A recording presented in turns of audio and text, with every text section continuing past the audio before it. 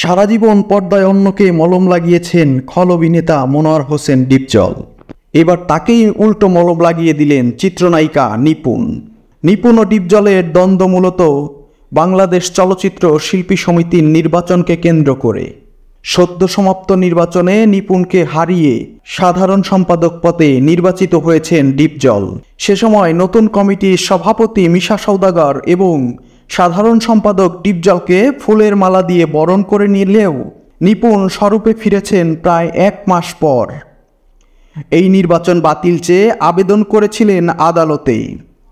তারই ফলস্বরূপ ডিপজলের সাধারণ সম্পাদক পদে দায়িত্ব পালনে নিষেধাজ্ঞা দিয়েছেন হাইকোর্ট। একই সঙ্গে বাংলাদেশ চলচ্চিত্র শিল্পী সমিতির নির্বাচনে অনিয়মের ঘটনা তদন্তের নির্দেশ দিয়েছেন উচ্চ আদালত। বিচারপতি নাইমা হায়দার ও বিচারপতি কাজী জিনাত হকের হাইকোর্ট বেঞ্চ সোমবার এ আদেশ দেন।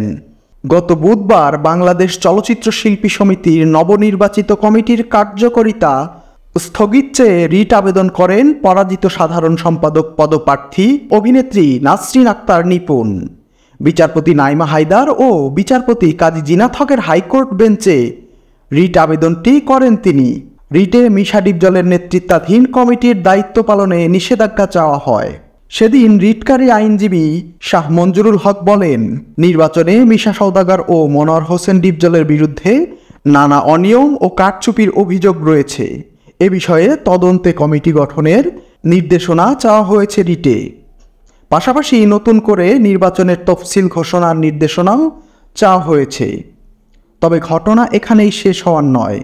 এরপর সানডে মানডে ক্লোজ হবে, 1-2তে খালাস হবে, ফাইনালি সিল মারা হবে। তবে কে কাকে সিল মারবে, কার হাতে থাকবে সিল, সেটাই দেখার বিষয়।